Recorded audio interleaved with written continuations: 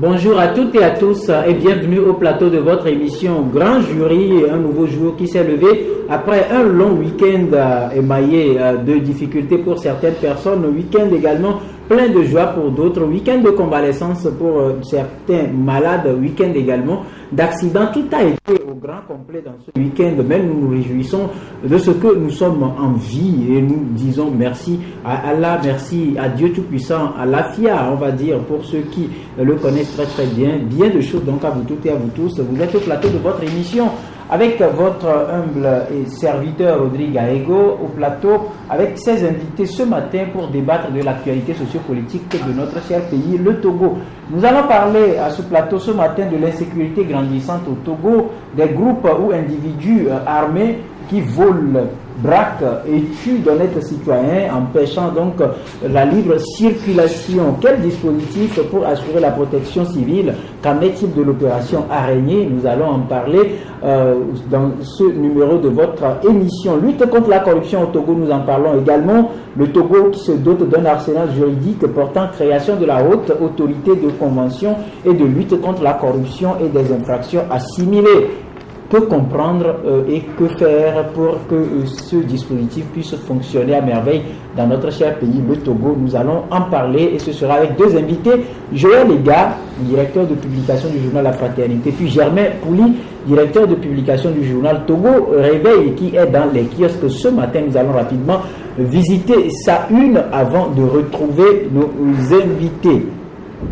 Togo Réveil, comme je le disais, dans les kiosques avec son numéro 194 de ce lundi 20 juillet 2015 qui écrit « Cap sur un taux d'électrification de 40% d'ici 2018 » après la présentation de l'ambitieux programme du gouvernement à l'équipe de Nyandé plutôt d'Eteli de jouer, écrit Togo Réveil de Germain Pouli. Et puis à la grande une, on peut lire Premier conseil des ministres du gouvernement Classou, le chef de l'État invite l'équipe gouvernementale à œuvrer pour le bien-être des populations, avec la photo que vous avez vue. Peut-être que nous reviendrons également sur cette photo qui suscite beaucoup d'interrogations au niveau des Togolais qui se demandent, puisqu'il y a le ministre, l'ancien ministre on va dire, et Sosoli Toki, qui n'a pas été cité dans le nouveau gouvernement, mais qui a posé avec le nouveau gouvernement. On va en parler tout à l'heure. Virus Ebola, de la nécessité de relancer la sensibilisation, danger, point de suspension des aboutis en vente sur la route Lomé Palimé, alerte donc donnée par le journal Togo Réveil. Et puis en point, le HCM s'active et organise sa deuxième conférence en ligne de mire, la réussite du sommet de l'UA sur la sécurité maritime. Un autre article, la mendicité et ses ramifications, mendiant occasionnel, mendiant professionnel, demandeur d'aumône, tout le monde est mendiant, écrit Togo Réveil. Sortie d'album, le chantre Moutité revient avec polémique. Voilà tout ce qu'on peut donc lire à la une du journal Togo Réveil dans les kiosques ce matin. Nous avons également La Fraternité dans les kiosques qui écrit « Après la phase maritime, le guichet unique entame sa phase terrestre ». Et puis autre article, BAC de 2015 au Togo, résultat sur mérite ou résultat par clémence, s'interroge le journal. Administration publique et citoyenneté, insalubrité au cœur des bâtiments administratifs. Et puis un an après les états généraux de la presse, l'heure du bilan. Rencontre imam central syndical, les syndicats informés des nouveaux changements à l'imam. C'est donc ce titre ou ces titres qui ont fait la une du journal La Fraternité la semaine dernière. Et nous avons donc avec nous son directeur de publication Joël Ega. Bonjour et bienvenue. Bonjour Rodrigue, bonjour tout le monde. Et voilà, cette question on avait voulu vous poser et vous la poser la semaine dernière, on n'a pas pu, mais qu'est-ce qui vous a poussé vers l'administration pour y dénicher des situations, des états d'insalubrité? Oui, mais qu'est-ce qui nous a poussé? C'est le décor. Le décor, je dirais, entre guillemets, révoltant que l'administration laisse qui a attiré notre attention. En fait, nous avons été appelés par le décor, le décor nous a frappé dans l'œil et on a dit, il faut s'y attarder un temps soit peu, parce que tu ne me diras pas que tu es fier de ce décor insalubre que l'administration togolaise laisse aujourd'hui. On voit des dépôts d'ordures dans les coins et recoins des bâtiments. D'abord, ça c'est les bâtiments. Maintenant, à l'intérieur même du bâtiment, la salubrité n'est pas de jour. Des dossiers poussiéreux, des tableaux d'affichage, comme vous le voyez à la une, par exemple, au ministère de la Justice, où les tableaux d'affichage sont surchargés. Des documents qui datent de plusieurs années poussiéreux qui sont là. Et pourtant, on parle de réforme de l'administration, réforme même de la justice. Je me demande. Ça doit aussi passer par là. Oui, ça passe par là. Mais pourquoi? On a vu, on a retapé, on a construit de nouveaux bâtiments dans l'enceinte de ce service-là, pourquoi est-ce que on ne prend pas soin d'assainir totalement tout ce bâtiment, puisque, excusez-moi, un esprit sain dans un environnement sain, un esprit sain dans un conseil, mais dans un environnement sain, c'est un travail d'esprit qui se fait là-bas, c'est 10 000 juristes qui travaillent là-bas, et voilà, dans le décor dans lequel ils travaillent. Tout cela, ça donne l'image de la prestation qu'on offre aux citoyens quand on recourt à l'administration publique, tant au niveau du Parlement, tant au niveau du judiciaire qu'au niveau de tous les services publics. On se demande est-ce que ça va demeurer comme tel et jusqu'à quand? C'est ça l'interrogation. Voilà, avant d'aller un peu plus loin, nous avons également le journal Togo Matin qui vient de nous parvenir et qui titre à ça une évasion fiscale, débat ou le A à 10 à Béba. Et puis job de vacances, rite de passage à l'âge adulte, mon job de vacances, mon rêve, écrit Togo Matin. À l'international, le journal s'est intéressé à la constitution en Afrique. Ne remettons pas à demain, écrit le journal. Et puis sport, championnat D1, 4 clubs boycottent la partie. Et en éditorial, on peut lire statut policier de la police. Voilà. Et rapidement, Joël, les gars, beaucoup de Togolais se posent des questions autour de cette photo qui fait la une des réseaux sociaux, également des journaux. La photo du premier conseil de ministre du gouvernement Classou. Est-ce que vous comprenez la présence du ministre Issa Soli Toki? C'est au gouvernement de nous l'expliquer, puisque nous avons posé la question très tôt. Issa Soli Toki, mais attendez. C'est au sorti du conseil des ministres qu'on l'a vu là. Il était déjà presque au même rang, à la première loge, lors de la présentation par le Premier ministre de son programme de gouvernement devant le Parlement. Vous voyez, nous mettons tout cela dans le cuvé de l'exemplarité que ce gouvernement a manqué de laisser de donner aux Togolais. Et sur celui qui on l'a bien cité, ministre, dans le décret portant nomination des membres du gouvernement sortant. Mais pourquoi est-ce que dans ce décret, on ne l'a pas cité? Est-ce qu'il est ministre de fait? Est-ce qu'il est ministre à vie? Et pourquoi on n'a pas trouvé courtois, je ne sais comment dire, politiquement normal, de le citer également comme ministre et de quel portefeuille il s'occupe? Et le comble, c'est que il est ministre chargé des affaires présidentielles. Et il y a un nouveau ministre également qui a été nommé. Il était ministre, effectivement. Il était ministre chargé des affaires présidentielles. Est-ce que c'est toujours le même portefeuille qu'il détient? Puisqu'il y a un nouveau ministre nommé auprès de la présidence, sans portefeuille également. Quel est alors le rôle de M. Soli Toki? Je crois que l'exemplarité exige que le gouvernement nous montre aux Togolais la bonne manière de faire pour que les citoyens copient. Mais si on fait des choses comme on n'a que foutre de ce que pensera le citoyen, mais, je le dis toujours, quelle nation voulons-nous construire? Est-ce qu'après nous, il n'y a plus de Togo? Moi, je l'ai toujours dit, Rodrigue, le Togo ne nous appartient pas. Le Togo appartient à nos enfants qui nous l'ont prêté.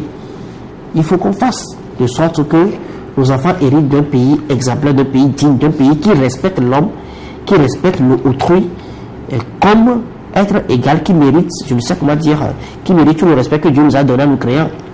Très bien, je crois que c'est un vœu fort du président de la République, Fort Issozi Mnanyasingbe, que nous saluons également. Au passage, Germain Pouli, directeur de publication du journal Togo Réveil, il est avec nous. Bonjour Germain. Bonjour Rodrigue, bonjour à Joël Et bonjour à tous les auditeurs et à tous les téléspectateurs. Voilà, je profite de l'occasion pour rappeler donc à ceux qui nous suivent et ceux qui nous écoutent au bout des ondes que nous allons à ce plateau ce matin débattre de deux sujets principaux: l'insécurité grandissante au Togo, des groupes ou individus armés qui braquent, volent et pillent, tuent d'honnêtes citoyens et empêchent donc de circuler librement. Quel dispositif pour assurer la protection civile? Qu'en est-il de l'opération Araignée? C'est le premier sujet. Le second, c'est lutte contre la corruption au Togo. Le Togo se dote d'un arsenal juridique portant création de la haute autorité de convention et de lutte contre la corruption et des infractions assimilées. Que faire donc, ou quelles doivent être les contributions de tous les niveaux pour que ce dispositif puisse fonctionner à merveille au Togo? C'est aussi le second sujet. Mais avant, nous étions en train de parler du premier conseil des ministres du gouvernement, c'est l'homme Classou, et la dernière fois on a vu cette photo qui a fait le tour donc, des réseaux sociaux. Vous l'avez également à la une de votre journal. Et les Togolais, au lieu de se poser des questions sur les conclusions de ce conseil, ont plutôt porté un regard critique sur la présence du ministre Sosoli Toki. On se demande s'il est encore ministre et s'il l'est, pourquoi il n'a pas été cité et qu'est-ce qui explique sa présence. Je crois que c'est un débat inutile. Non, les gens essaient de créer une tempête dans un verre d'eau. Il n'y a pas que le ministre Sosoli Toki qui est sur cette photo. Vous allez voir Massina Palouki quelque part là-bas sur la photo, qui est le secrétaire général du gouvernement. Non, je crois que on n'a pas dit que tous ceux qui sont sur la photo sont des ministres. Il s'agit d'une photo de famille. Mais on a parlé du conseil des ministres. Oui, mais ces gens n'apprennent pas au conseil des ministres. Je vous parle du secrétaire général du gouvernement. Massina Palouki. Est-ce qu'il est ministre? Est-ce qu'il n'a pas sa place au Conseil des ministres? Il est secrétaire général. Mais oui, c'est le gouvernement. Il a le secrétaire général du gouvernement. Il est sur la photo. Je ne sais pas si vous l'avez vu quelque part là. Oui. Non, moi je l'ai bien vu. Oui, pourquoi on ne fait pas toute une histoire autour de sa présence? Ça ne veut pas dire c'est une photo de famille, les gens sont allés à un conseil. À la fin, ils ont fait une photo. Mais il y a au moins deux intrus dedans qui ne sont pas des ministres. Non, et puis ils peuvent même être des conseillers avec rang de ministre. Il y a des DG avec rang de ministre dans ce pays. On n'en parle pas assez. Moi ce que je voudrais dire, on ne les a jamais vus au premier rang. Oui, ce que... C'est-à-dire qu'il est au même rang que le ministre d'État, que le Premier ministre, etc. Mais attendez, excusez-moi, puisqu'il n'est pas officiellement du gouvernement, il peut se mettre dans le même rang que le secrétaire général du gouvernement. Jusque-là, celui qui n'est pas encore officiellement du gouvernement, ce qu'on sache. Ce n'est pas qu'on est contre. Est-ce que je peux... Est-ce que j'avais la parole? D'accord. Quand vous regardez cette photo, il y a deux ou trois ministres distraits d'ailleurs, qui ne sont même pas identifiables à part du visage. Donc, pour moi, ce n'était pas là-bas. Je n'étais pas à Kara, j'étais à Palimé pour une formation avec Joël également. Et donc, c'est une photo prise à l'issue d'un conseil de ministres. Et ce sont des personnes qui travaillent et avec la présidence et avec le gouvernement, qui sont, dont l'importance est avérée au conseil des ministres. Le conseil des ministres, on n'a jamais dit que c'est seulement ceux qui ont le titre de ministre qui le sont. Maintenant, pour moi, le débat n'a même pas sa raison d'être. Il y a au moins deux personnes qui ne sont pas ministres, qui sont sur cette photo. Il y a aussi des postes de conseillers, d'autres postes avec rang de ministre. Ça, c'est le chef de l'État qui nomme. Bon, on ne sait rien de tout cela. On débat sur quelqu'un qui est au conseil. Bon, c'est vrai, certains pourraient, peut-être ceux qui n'ont pas vu Massina, je crois que Sosoli Toki est le seul. Même avec Massina, vous avez dit tout à l'heure qu'il était secrétaire du gouvernement et donc sa présence à ce conseil était primordiale. Non, oui, mais il pouvait, pourquoi il doit être sur la photo? Si c'est seulement le ministre, Massina également n'a pas sa place sur la photo. Mais j'estime que c'est un travail qui vient d'être fait. Et ceux qui ont pris part à ce conseil, on a dit une photo symbolique. Ce n'est pas la photo des membres du gouvernement. Autrement, quand cette photo a été publiée dans le quotidien national et repris, cette photo a été reprise dans pas plusieurs journaux de la presse privée, on aurait eu ce ministre. Maintenant, pour moi, c'est une photo à l'issue d'un conseil des ministres. Maintenant, est-ce que Paluki est ministre? Est-ce que Soli Toki est ministre? On n'en sait rien. C'est possible aussi qu'il soit ministre, qu'il soit des conseillers avec rang de ministre. On n'a pas nommé un nouveau ministre des Affaires présidentielles. Bon, il y a un ministre auprès du président, mais ça ne veut pas dire qu'il s'occupe des affaires présidentielles. Encore que ce portefeuille, même on ne le maîtrise pas, on ne sait pas exactement de quoi il s'agit. Qu'est-ce qu'un ministre chargé des affaires présidentielles? Je crois que là encore, nous ne faisons pas notre travail parce que, en tant que... on avait déjà mené ce débat. Oui, mais il faut aller chercher. Moi, si, peut-être, je vais demander à rencontrer le ministre Soli Toki pour savoir à quoi consistait son travail quand il était ministre des Affaires présidentielles. Ou même, pourquoi pas, le ministre Elio Tohin, qui est ministre auprès du Premier ministre, pour lui demander, mais qu'est-ce qu'un ministre auprès du Premier ministre fait? Je crois qu'il faut qu'on fasse ce travail pour éclairer très prochainement la lanterne de nos auditeurs, de nos téléspectateurs. Je voulais ajouter quelque chose. Oui, mais ce que je voudrais dire, c'est-à-dire que c'est très facile de trouver trouver des costumes pour habiller cette scène-là que le gouvernement a offert, enfin, pour justifier cette photo-là qu'on nous a offert. Et parce que si Soli Toki est conseiller avec rang de ministre. Je n'ai pas encore dit ça. Non, justement, excusez-moi. Mais je me demande qu'est-ce qui justifie la présence de Soli Toki au premier rang, juste à la gauche du chef de l'État, avant même une des ministres qui n'est pas loin du ministre du développement là-bas, qui est l'une des jointes du gouvernement. Il est au premier loge, même les autres ministres derrière, parce que là ils ont été classés. La disposition, c'est celle qui... Ce n'est pas peut-être l'habitude des photographes qui prennent le temps de disposer... Non, excusez-moi, le protocole a été respecté là-bas. Non. Tel que le gouvernement a été proclamé, quand tu suis la proclamation du gouvernement, c'est le même dispositif qui est respecté là. Non, c'est pas respecté. Excusez-moi, c'est respecté là, mais je me demande pourquoi est-ce que les conseillers avec rang du ministre comme Pital, comme Barké, ne sont pas de cette photo-là. Mais moi, ce que nous demandons, il faut juste qu'on nous explique. Et ça, c'est la démarche la plus courtoise que l'État, que le gouvernement a à l'endroit des citoyens. Qu'on nous explique pourquoi Soli Toki est là, à cette place-là. En tout cas, je crois comme Germain l'a dit, il faut juste qu'on l'explique. Nous allons aller ce que je voulais dire, il dit que si la présidence est respectée, non. On a un ministre d'État qui aurait pu entourer le chef de l'État avec le Premier ministre. Donc, c'est que... Oui, mais justement, pourquoi Soli Toki a pris sa place alors? Oui, mais tu parlais plutôt de Madame Dogbe. Donc, ce n'est pas... Je ne vois pas qu'il y a un ordre. Vous savez, les photographes, vous sortez d'un conseil, vous dites photo de famille.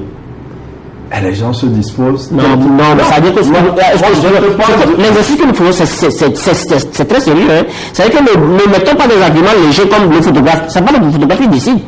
Ça, c'est une photo officielle. On est au sommet de l'État. Le chef de l'État même dit, très souvent quand vous assistez à ces gens, le chef de l'État dit, celui-ci reste à ma gauche, celui-ci reste à ma droite. C'est pas le photographe. C'est pas le chef de l'État qui le dit. Le photographe n'a rien. Soit le photographe, voilà, le protocole le fait ou le chef de l'État lui-même le dit. Mais attendez, le photographe ne décide de rien là-bas. C'est très sérieux, ça dit que. Mais ce que je te disais sur le photographe, je suis étonné de la façon dont ça dit que vous traitez avec la plus grande légèreté les affaires de l'État. Mais c'est pas cette histoire. C'est une photo officielle, mais vous nous dites le photographe décide, c'est pas cette histoire-là. Quels exemples laissent Togolais? Si on n'a pas d'argument, c'est si vous êtes un photographe professionnel, vous pouvez dire à deux présidents d'adopter une attitude pour faire une photo. Je te l'apprends si tu ne le sais pas. Les photographes... Moi, je refuse à cette personne. Je ne veux pas. Mais je te parle en tant que professionnel. Mais moi, je ne suis pas professionnel alors. Je ne suis pas professionnel. Si vous permettez, on aura tous ces Togolais. Juste parce qu'on est obsédé de défendre le pouvoir, on aura tous ces Togolais. Germain a dit... Je te dis, j'ai côtoyé des grands photographes qui te mettent même un secrétaire général de l'ONU et un président. Ils les disposent, je te dis. Si vous permettez, j'en ai vu. Si vous permettez, on n'a pas polémiqué autour de ce sujet, comme Germain l'a dit. Nous allons aller, puisque nous n'étions pas à Cara, nous allons retourner aux informations pour revenir. Au-delà de cette photo, moi je parlais tantôt de l'exemplarité. Et c'est l'occasion également de parler même de la configuration du gouvernement, parce que je n'ai pas le temps de le dire sur ce plateau. Parce que vous voyez, c'est un gouvernement où on nous a ramené ceux qui ont déjà servi, ceux qui ont déjà fait leurs preuves, ceux qui sont même rentrés en maille à partir avec le chef de l'État, que le chef de l'État a limogé à pied levé. Mais vous voyez, on les ramène et c'est maintenant qu'on remet derrière, on renvoie derrière les rideaux les jeunes là, parce que moi je respecte fortement Udi, parce que Udi regorge de jeunes cadres qui peuvent valablement servir ce pays, avec des sons plus conciliateurs que les sons classiques qu'on nous a toujours servi et auxquels on assiste l'un des fois sur les plateaux d'émission. Moi, je suis étonné qu'on relègue derrière le rideau, par exemple, les jeunes comme Trimois, qui sont Trimois, qui, le gars, quand il raisonne, dans le traitement des dossiers, tous les Togolais sont unanimes là-dessus. Peut-être qu'il est appelé à... excuse-moi, mais on relègue derrière le rideau les jeunes... Excusez-moi, des jeunes comme les Yacoub, mais attendez, comme l'a dit un député au Parlement, c'est un gouvernement qui envoie une devise selon laquelle tout sauf les jeunes, tout sauf tout sauf la modernité. C'est un débat. C'est dommage. Non, je crois que d'abord. C'est dommage parce que si on prend le militarisme, les jeunes derrière, les photos. Si on prend le militarisme au détriment de la compétence, au détriment de la modernité, au sein de unir, c'est grave. La photo. Maintenant, ce que je ne sais pas.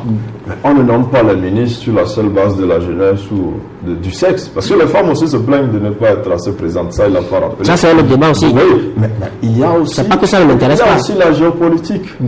On prend les gens selon aussi d'où ils viennent et tout ça. Mais nous voyons celui qui est... Bon, je ne vais même pas revenir dans les détails pour dire quel ministre est d'où ou de quoi. Maintenant, le chef de l'État... Et à lui, les Togolais ont donné leur destinée. Celui qui choisit ses collaborateurs. Bon, que si Joël était président, je comprendrais que Trimois serait peut-être ministre pour 20-30 ans. Trimois que j'apprécie bien. Mais je pense que chacun vient jouer un rôle.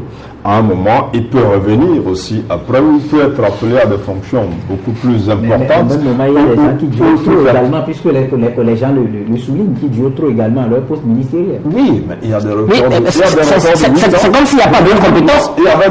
C'est comme s'il n'y a pas d'autres compétences. Non, il y avait des records maintenus par Ayassor et Danipi. Danipi est parti. Ayassor est là. Mais un jour, on parlera même de Madame de Gouy, on parlera même d'Eliott Oyin. Mais je dis, le président connaît ses collaborateurs, il sait qui peut faire quel travail, à quel moment, à quel poste. Maintenant, nous, ce à quoi nous devons nous inquiéter, c'est les résultats. Ben oui, c'est les résultats. À la fin, au bout d'un an, si on peut faire un bilan à mi-parcours, on va apprécier finalement qu'est-ce que ce retour ou ce jeu de chaises musicales a donné. C'est ça, je crois que c'est le plus important. Ce n'est pas la tête de qui ou l'origine de qui ou la jeunesse de qui ou la féminité de tel autre. Voilà, on va aller au premier sujet qui nous réunit ce matin. L'insécurité grandissante au Togo. C'est vrai, on en parle de plus en plus depuis quelques semaines maintenant, où des groupes ou individus armés volent, braquent, tuent et pillent d'honnêtes citoyens, empêchant donc la libre circulation. Aujourd'hui, la grande question, d'abord, je vais demander Germain, comment cette situation, elle est très inquiétante. Comment vous l'appréhendez? Oui, elle est inquiétante. Le grand banditisme, un peu la sécurité en général, c'est aujourd'hui l'un des défis majeurs auxquels tous les États, qu'ils soient des pays développés ou des pays pauvres, et surtout les pays pauvres qui ont besoin de sécurité, de paix, de stabilité pour se développer. Et donc, je crois que notre pays, pendant longtemps, a été plus ou moins un modèle en matière de sécurité. Mais vous savez que quand les villes grandissent, avec des étrangers qui viennent, avec les ruraux aussi qui débarquent en ville, avec le chômage, la pauvreté, la précarité et plusieurs autres raisons, on assiste de plus en plus à ces actes avec la circulation des armes, les trafics de tout genre. Et donc la question sécuritaire devient très importante et nous sommes un peu dans des vagues assez cycliques. Parfois, le fait de sécurité font montre de beaucoup d'efficacité, mettent en déroute ces délinquants-là. Et il y a des moments, malheureusement aussi, où on constate que voilà, la délinquance, le banditisme, donc prend des allures beaucoup plus inquiétantes. Mais c'est un combat de tous les jours et avec la refondation des forces de sécurité et de défense, on a voté tout dernièrement le statut de la police, donc avec pratiquement les mêmes régions que les régions militaires, un quadrillage du territoire qui devrait apporter plus d'efficacité, mais on reviendra parler de l'opération Araignée et des autres opérations, et c'est vraiment inquiétant. Et vous savez, les vacances, tout comme les fêtes de fin d'année, ce sont deux saisons assez intéressantes, entre guillemets, pour les délinquants, parce que vous avez des touristes, vous avez des vacanciers qui arrivent, donc qui ont des moyens et tout ça, et donc vous remarquerez que ces actes-là sont beaucoup plus importants en cette période, les fins d'année aussi, vous allez le constater. Donc je crois que dans le débat, on reviendra. On reviendra. Voilà, comment vous l'appréhendez cette question d'insécurité des bandits armés, on ne sait d'où ils trouvent ils tuent, ils volent les motos. La dernière fois, on a vu quand même le ministère de la Sécurité qui a présenté un groupe de bandits voleurs spécialisés dans le vol de motos. Aujourd'hui, comment vous appréhendez ce sujet? Non, je crois que la question de l'insécurité, nous disons, et plus on laisse l'insécurité progresser, enfin, ce genre d'insécurité, les braqueurs progresser, plus on balise la voie volontairement ou involontairement au terrorisme, parce que je ne t'apprends rien en disant que nous sommes constamment menacés par le phénomène Boko Haram, ce qui a fait même que la fois dernière, lors de la grande prière pour le Ramadan, on a assisté à une fouille systématique pour du moins sur tous ceux qui sont venus avec des grands boubous. Donc dans ce contexte-là, il va de soi qu'on accorde plus de rigueur à la sécurité et pour décourager ces bandits-là qui circulent, parce que hier c'était les armes blanches, maintenant c'est avec des armes de fabrication artisanale. Dernièrement, on a vu des fois modernes. Vous vous rappelez du cas du 28 septembre à l'aéroport, précédé de ce qu'on a connu à Fontana, à Fontana, etc. Et donc, il revient à la police de s'interroger si vraiment l'ONU est bien quadrillé. Parce que l'opération Entonnoir, on ne saurait dire aujourd'hui ça tient toujours, ça ne tient pas. Entonnoir, ça c'est pour les carburants. Oui, excusez-moi, Araignée plutôt. Je voulais peut-être parler de l'opération Araignée. Est-ce que ça c'est toujours de jour ou c'est pas, c'est le plus d'actualité? Mais si c'est le plus d'actualité, il faudra qu'on le réactive. Parce que vous savez que dans le budget de l'État, l'armée prend une bonne partie dans le budget de l'État pour assurer la sécurité. Et le chef de l'État, à part le budget qui a été voté en 2014, le chef de l'État a fait une dotation spéciale pour l'armée, pour la modernisation. Ça ne sert à rien qu'on dépense des millions, voire des milliards pour moderniser cette armée-là et que les Togolais n'arrivent plus à dormir tranquille, n'arrivent plus à vaquer aisément à leurs occupations déjà quand ils sont 21 heures. Ce n'est pas normal. Chez moi, je suis au quartier à Dévi, vous voyez, chez moi à Dévi, lors de la fin de l'année, à 22 heures, on a braqué une jeune dame sous les lampadaires. Mais ça veut dire qu'il y a des zones aujourd'hui à Lomé où on trouve que les policiers trouvent que c'est pas la peine d'aller faire un tour. Or, ben si, ne serait-ce qu'il passait une fois, ne serait-ce qu'une fois dans la semaine, les gens sauraient que cette zone n'est pas aussi libre que cela. Ça va décourager les voleurs. C'est vrai que c'est un fléau connexe comment vous l'appelez, à l'exode rural et autres là, parce que ce genre de braquage, il faut dire que c'est les Togolais qui le font. C'est assez rare de voir le Nigeria qui. On les montre également. C'est plus. De toutes les façons. Bon, c'est connexe, je dirais, pas forcément les autres, mais à la migration, tant interne qu'externe. Donc, il faudra aujourd'hui décourager cela pour déjà montrer les signaux à ceux-là qui ont des velléités de terrorisme que non, que le pays est bien cadré, parce que ça ne sert à rien de faire des tapages sur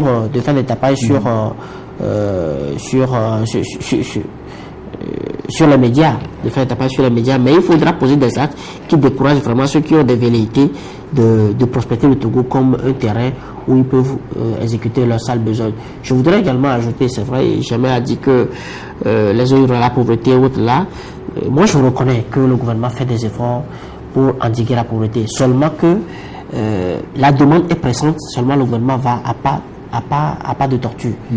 Quand moi je prends tous les projets... C'est une question de moyens. Attendez, on finance des secteurs qu'on pouvait éviter de financer et mettre ça à la disposition du social.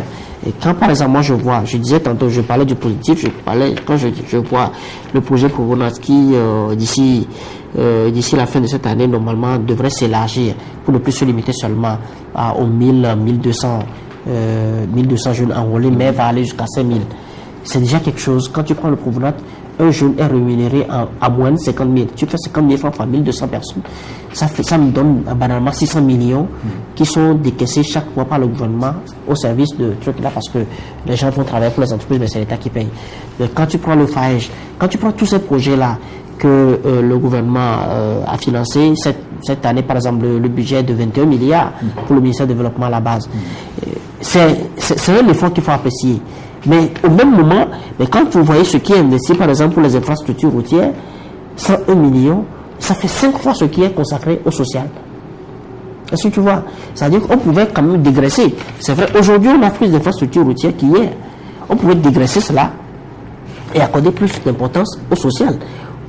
Implicitement, ça va réduire ces gens de braquage, ces fléaux qui continuent de faire tout, comment vous l'appelez, de faire tâche d'huile et qui découragent en fait les Togolais à croire aux efforts que le gouvernement fait.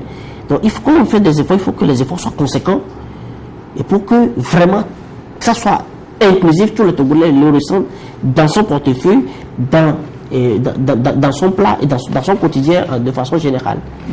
Germain, tout à l'heure, vous vouliez parler de l'opération Araignée. C'est vrai que quand cette opération a été lancée, on a vu quand même que ça a découragé plus d'un. Aujourd'hui, est-ce que vous sentez encore ces araignées? C'est vrai, on les voit circuler, mais est-ce que vous les sentez encore comme avant?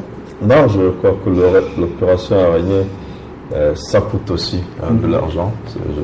Il faut le reconnaître.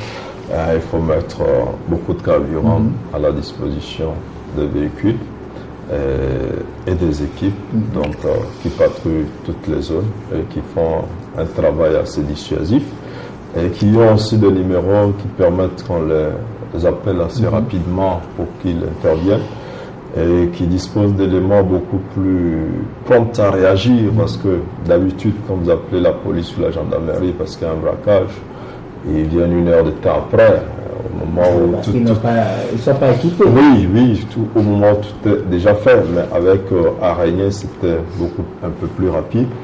Mais ça coûtait ce que ça coûtait. Et comme le font les Américains, je crois que la sécurité n'a pas de prix.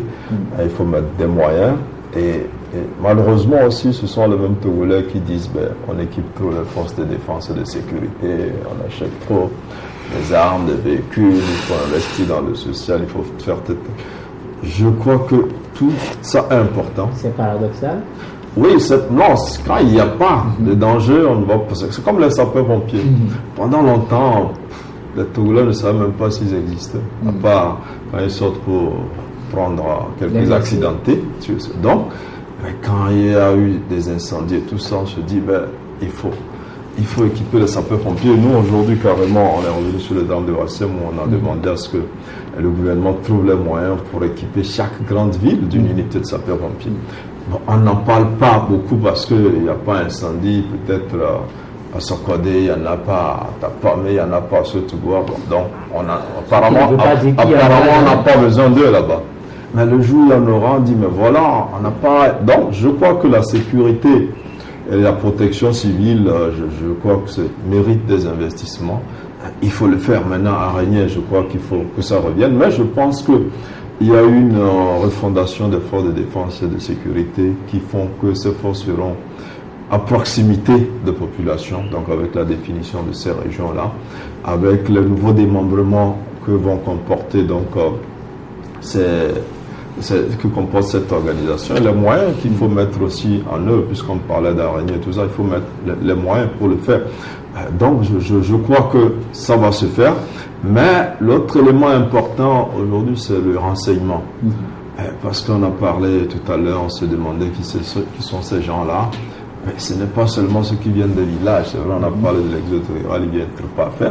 Mais ce sont des gens aussi qui sont en ville, c'est le voisin d'à côté qui donne des renseignements sur vous, qui voit ses amis et puis ils viennent vous braquer. Donc c'est peut-être aussi des jeunes qui sont venus rester à côté, qui ont loué, qui ne font rien, mais qui vivent bien apparemment, on ne sait pas de quoi vivre. Donc il y a beaucoup de choses. Et donc on a besoin de renseignements, il faut que les services de renseignement se mettent à l'œuvre. Il faut aussi que les citoyens contribuent au renseignement. Ce n'est que, les voleurs sont dans la masse, ce ne sont que les citoyens qui peuvent aider donc à le faire.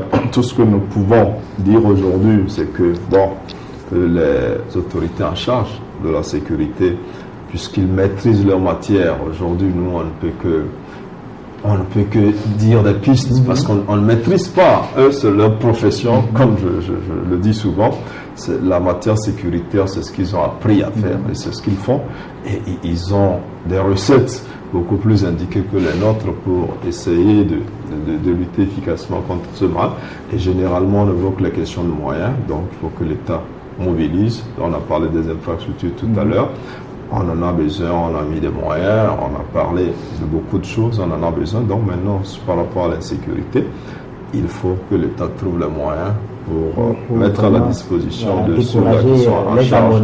Oui, donc, mais je crois que les populations, comme je l'ai dit, ont un rôle là, à jouer un rôle assez important. Et il y a une catégorie quand même des Togolais qu'il faut énormément saluer quand on parle d'insécurité, c'est les conducteurs de taxi-moto.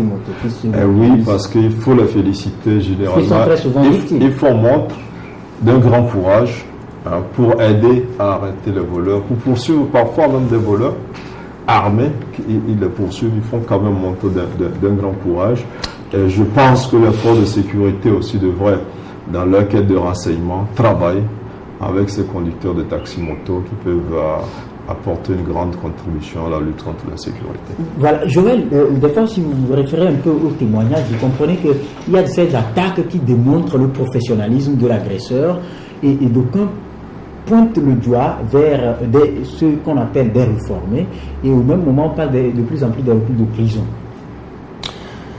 Effectivement, mais si on ne met pas la main sur ces bandits, comment pourrait-on affirmer ou infirmer cette supputation? Ce qui s'était passé le 28 septembre à l'aéroport, ça a forcé admiration. Vous prenez par exemple quelques années plus tôt ce qui s'était passé dans l'agence Togocel à Fontana. Vous comprenez que c'est pas forcément des citoyens comme moi qui se lèvent un jour et qui peut-être prend un fusil qui peut se comporter ainsi. Oui, mais je crois que ce sont des éléments très utiles dont les services de renseignement devaient se saisir, parce que ce sont déjà des pistes. Quand vous voyez le mode opératoire, ça vous donne déjà une idée de la provenance que peuvent avoir leur formation peut-être. Ceux qui exécutent cette basse besogne. Donc avec ces éléments, normalement, on se demande est-ce qu'il n'y a vraiment pas de volonté de mettre hors d'état de nuire ces gens-là, parce que quand vous prenez l'événement du 28 septembre, celui d'Adétikopé et de Fontana, on a comme l'impression que c'est la même équipe qui a fait l'opération avec les mêmes armes justement, parce que des armes modernes des AK-47. Donc ça veut dire que nos forces de sécurité ont les éléments nécessaires pour quand même pister ces bandits-là. Est-ce qu'ils ont été pistés? Jusque-là, on ne nous a rien montré. Mais je me demande, est-ce qu'ils ont été pistés? Parce que rien n'est sûr qu'on se sent même chaîné pour les attraper. Ou alors... Il y avait quand même une enquête qui était... Non, mais on a déclaré qu'une enquête sera ouverte. Est-ce que l'enquête a été menée? Pourquoi l'enquête n'a pas été menée? Donc, je crois que, comme on le dit chez nous, excuse-moi, je vais prendre un adage du pays élevé qui dit Boko ki kafa be akwaja jointoya et la rame. le charlatan qui a prédit la guerre. Lui-même est concerné par les désastres de la guerre. Donc, si on dit que bon, aujourd'hui c'est les citoyens qu'on attaque, on n'a que foutre, c'est les citoyens qui sont menacés, mais qu'on sache que la menace de fil en aiguille va un jour atteindre les autorités elles-mêmes. Et c'est là où nous, tu te rappelles d'une parution, d'une publication que nous avons faite à Fraternité, on disait, et si les bandits s'attaquaient aux autorités elles-mêmes? Il faut que les bandits commencent par s'attaquer aux autorités pour qu'ils sachent. C'est une invitation. Pour qu'ils sachent. Non mais, excusez-moi, si ça peut arriver, mais tant mieux, comme ça, on va mieux sécuriser les Togolais. Mais vous rappelez du cas algérien, quand le fils, le Front islamique pour le salut, dans les années 90, était au sommet de sa lutte, ben, à défaut, à force, comment vous l'appelez, à défaut de s'attaquer aux immeubles et autres là, pour tuer les civils, ben, ils se sont retournés contre le gouvernement, où chaque ministre, parce que tous les vendredis, une autorité reçoit la visite d'une kamikaze ou bien sa voiture est explosée. Et ça, ben, ça a amené l'État algérien à prendre les dispositions, pour mieux sécuriser le pays. Au point qu'aujourd'hui, Algérie est une référence en matière de répression du terrorisme. On ne va pas aller jusque-là. Germain, aujourd'hui, tel que je l'ai dit, le mode opératoire, ça réfère sur la qualité de la formation. Oui. Non, je crois que de plus en plus, c'est avéré que c'est des professionnels. Mais maintenant, est-ce qu'ils sont forcément de l'armée? C'est la grande question. Ou ils sont des groupes terroristes? Parce que quand vous prenez par exemple Boko Haram aujourd'hui, les gars ont un équipement qui fait peur à l'armée nigériane, au point où c'est d'autres armées comme le Tchad et le Cameroun qui viennent. Donc vous avez des gens qui ne sont pas des militaires, mais qui ont réussi une formation militaire et qui mettent en déroute une armée. On a vu un braquage assez célèbre au Bénin où pendant plus de 45 minutes, les bandits ont mis en déroute l'armée. Il ne s'agit même pas de policiers, on en voit des policiers qui ont fui. L'armée est venue et les gars ont replié avec le butin. C'était assez extraordinaire. Donc, c'est des professionnels. Maintenant, est-ce qu'ils sont de l'armée? On ne saurait le dire. Est-ce qu'ils ont reçu d'autres formations terroristes? Comme on parle de plus en plus de Boko Haram, on ne saurait le dire. Il va falloir que les enquêtes aboutissent. Bon, contrairement à ce que disait Joël tout à l'heure, les enquêtes, c'est pas forcément quand on les démarre aujourd'hui, qu'on les referme dans une semaine ou un mois. On a vu par exemple dans le meurtre de Gaston Vidada, on a mis du temps pour arrêter les braqueurs qui ont tué Gaston Vidada. Bon, maintenant notre souhait c'est que ça ne prenne pas beaucoup de temps, mais il ne faut pas qu'on s'endorme et il faut que ça se poursuive. Mais le mode opératoire, excusez-moi, devient de plus en plus inquiétant. Ce n'est plus les braquages avec des armes de type artisanal, comme on a l'habitude de le voir, mais ce sont des véritables armes de guerre qui sont utilisées au point où un simple policier ou un simple gendarme avec un pistolet qui pourrait appréhender facilement un voleur parce que le 28 septembre, j'ai discuté avec un gendarme à l'aéroport. Il me dit, mais monsieur le journaliste, vous voulez que j'aille croiser ceux-là? Avec quoi? Il ne peut pas. Et je dis, dans certains pays, je raconte ça souvent, comme au Nigeria, moi j'ai vu des banques gardées par des chars. À Lagos, j'en ai vu, j'étais choqué. J'ai vu des chars, tu vois, un char garé devant une banque. Ça veut dire que les bandits là-bas, ce n'est pas les petits voleurs que nous connaissons ici. Donc c'est carrément la guerre là-bas autour du butin qui veulent. Donc, et aujourd'hui, on voit que du Nigeria, ça avance vers le Bénin, vers le Togo. Et donc, je crois que le Togo fait bien déjà de se réorganiser. Le chef de l'État a pris une bonne initiative de réformer les forces de défense et de sécurité parce que les défis aujourd'hui sont importants. Vous savez, le Togo aussi est dans une posture d'émergence et il faut la paix, il faut la stabilité, il faut surtout la sécurité. Les investisseurs viendront ici parce qu'ils savent qu'ils sont en sécurité, parce qu'ils savent qu'on ne va pas venir les braquer dans leur entreprise ou dans leur boutique, les dépouiller en route ou à la maison et tout ça, parce qu'ils savent que les conditions pour s'installer aussi sont bonnes, parce qu'ils savent que les routes sont là, l'internet et tout ça. Donc c'est un ensemble d'éléments qui sont en train d'être mis en place pour que le pays se développe. Et la sécurité aujourd'hui est le socle quand vous prenez les 4 piliers du gouvernement. il y a cette question de sécurité, cette expertise du Togo là. Le gouvernement veut capitaliser là-dessus. Et donc, c'est une expertise qui est de temps en temps mise en mal par ces actes de banditisme qu'on constate. Mais quand vous allez, aujourd'hui, on parle de la sécurité maritime, c'est vrai qu'on parle de la sécurité sur terre, mais nous venons d'une formation à Palimé où on a parlé de ces actes de gangstérisme en mer. Mais c'est des braquages. Les gens viennent avec des canons à grande vitesse, des pirogues avec des moteurs, ils s'attaquent au bateau et depuis les gens, exactement comme ça se fait aussi en ville, des actes de brigandage, on les appelle quoi, les loups ou les gangsters de la mer. Et ils sont équipés, ils sont armés et avec les forces de sécurité, avec la préfecture maritime et la brigade maritime, la gendarmerie maritime, ce n'est pas du tout facile. Maintenant, il y a ça en mer, il y a ça sur terre. Le Togo s'organise pour accueillir d'ailleurs le sommet sur la sécurité maritime en novembre, mais sur terre aujourd'hui, je crois qu'il faut revenir à installer cette sécurité. Mais je le rappelle aussi, les saisons sont propices, les grandes vacances, où il y a beaucoup de vacanciers qui viennent voir le famille, qui viennent d'Europe et de partout, les touristes qui viennent.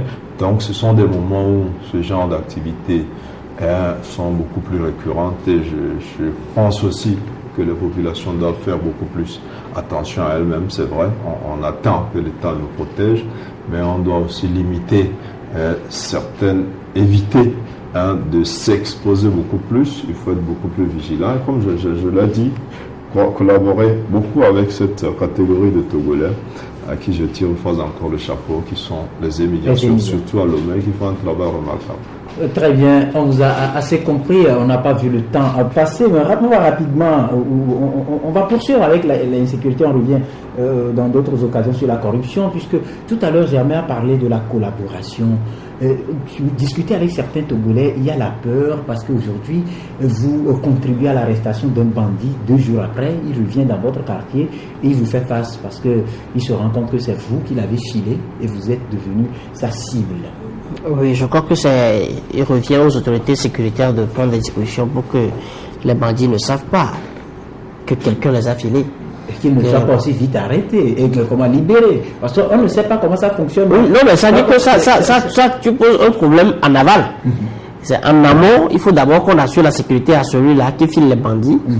Il faut qu'on prenne les dispositions pour que les bandits n'aient pas de chance de faire des représailles. Et là, on revient à l'aval. À l'aval, c'est qu'une fois qu'on met la main sur le bandit, qu'on le mette carrément hors d'état de nuire suffisamment pour qu'il n'ait pas la chance de revenir punir celui-là qui l'a filé. D'abord, oui, mais attendez, je ne parle pas de l'élimination physique quand même. Et puisque la peine de mort est abolie au Togo. Et donc quand on se dit on le met en état de nuire. La vindicte populaire aussi interdite. La vindicte populaire aussi. La vindicte populaire aussi est interdite, mais il y a une sorte de montre qu'on place à ce genre de personnes. Oui, mais il a dit, le décret, c'est-à-dire que la loi portant modernisation de la... non, je ne parle pas de la loi, le nouveau texte qui... la police. Voilà, qui organise la police, modernise la police. Et il a dit que ce texte est venu pour mettre la police en face des exigences, des exigences sécuritaires, enfin des exigences, comment vous l'appelez, logistiques, qui s'imposent à elle face aux exigences sécuritaires du terrain. Donc on espère que tout cet arsenal-là, tout cet armada-là, qui vont dans le sens du renforcement de la sécurité, du contrôle des bandits, seront mises en place pour que vraiment un bandit soit identifié vraiment comme tel et suivi comme tel. Parce que vu même la menace terroriste qui plane aujourd'hui sur nous, vous avez vu tout ce que la France a déployé aujourd'hui, c'est-à-dire qu'une fois qu'on t'a arrêté, tu es dans un fichier où chaque acte que tu poses est suivi. Chaque acte que tu poses est suivi. On a mis en place l'identification des abonnés de téléphonie pour pouvoir quand même tracer les faits et gestes de tout chacun. Mais je me demande, est-ce que vraiment c'est vraiment exécuté aujourd'hui? Parce que vous n'êtes pas sans savoir que quand tu perds aujourd'hui ta puce SIM, tu vas à Togocel, on te demande encore, comme ça se faisait hier, on te demande de te rappeler des 3 derniers numéros que tu as appelés. Je ne comprends pas ce que ça veut dire. Je ne comprends vraiment pas parce que une fois que j'ai été identifié avec ma carte d'identité, on sait que le numéro là Dans le numéro 90 72 42, et bien c'est Joël, les gars qui appellent. Et puis, je ne sais pas pourquoi quand je le garde, je le pointe. Il ne suffit pas simplement que je donne ma carte d'identité pour qu'on sache que le numéro WhatsApp. On va revenir sur non, mais de me rappeler les 3 derniers numéros que j'ai appelés. On va revenir sur ces débats. À quoi ça servait alors? Par rapport à la collaboration. Non, je crois que... Dans ce contexte-là, les bandits vont se faufiler. Ce que Rodrigue disait... non, Rodrigue, je viens à cette question de récidiviste. Parce que généralement, ceux qui au terre, quand vous prenez à plus de 70%, ce sont des gens qui ont déjà été une fois arrêtés. Ça veut dire que c'est des gens qui sont arrêtés, qui sont libérés, qui retournent. Maintenant, il y a 2 problèmes. Pourquoi est-ce qu'ils sont libérés aussi rapidement? Ou pourquoi est-ce que quand ils reviennent dans la société, ils deviennent plus durs? Plus durs, d'abord. Oui, plus durs. D'abord, quand ils ressortent, souvent ils sont rejetés par la société. Ils n'arrivent plus à se réinstaller dans la société, faire autre chose. Donc il faut qu'on organise le retour parmi nous, parmi leurs frères. Ça ne se fait pas bien. Et ils ont appris, certains qui sont allés pour de menus frétins après, beaucoup plus en prison. Et donc, très vite, ils retournent. Donc quand vous faites la prison une fois, en réalité, vous avez la chance d'y retourner. Mais il faut qu'on organise les choses de sorte que l'on n'ait plus la chance d'y retourner, qu'on ait plutôt la chance de se reconvertir, de trouver un travail normal. Donc il faut organiser ce travail-là au niveau de l'État. Maintenant, on ne va pas parler de cette corruption-là aussi, qui a gangréné pendant longtemps la justice. Il y a des gens qui nous disent directement, écoutez, vous voulez me mettre en prison, j'ai que 2 jours à passer. Mais oui, c'est ce que j'ai dit. Il y a cette corruption-là aussi qui a fait que pendant longtemps, les gens y vont, mais avec les avocats et les juges, très rapidement ils ressortent. Voilà. Vous voyez des grands trafiquants qui ont des moyens, des braqueurs qui ont des moyens, et on peut vite l'avocat, on peut vite le juge, ils s'entendent, et demain, vous le voyez, moi j'en ai vu. Et puis nous avons également enquêté un peu, il paraît qu'il y a un réseau qui sort les gens de prison à 100 000 ou 200 000 francs CFA. C'est un réseau bien ficelé, avec des gardiens des prisons, des avocats, comme vous l'avez dit. Des juges aussi. Un réseau des juges, un réseau bien sophistiqué. Et c'est assez développé. En tout cas, on y reviendra. Malheureusement, nous sommes pris par le temps, respectivement 20 secondes, dernier mot.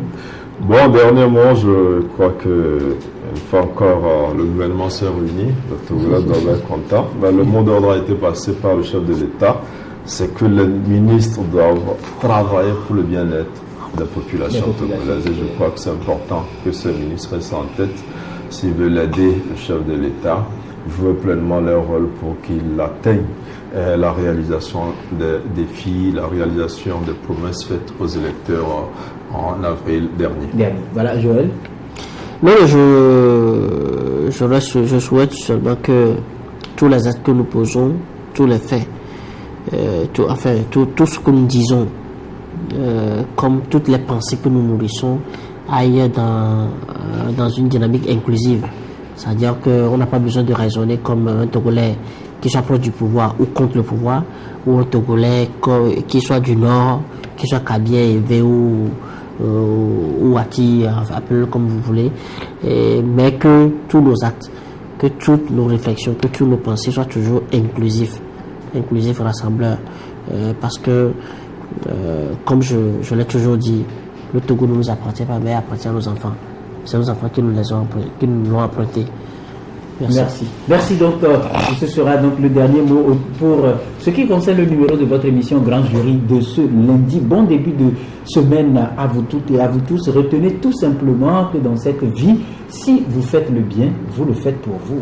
Vous faites le mal, c'est pour vous également que vous le faites, et par conséquent, faites le bien pour que vous gagnez, vous soyez radieux sur la terre. Bien de choses. Merci à toute l'équipe technique qui nous a accompagnés.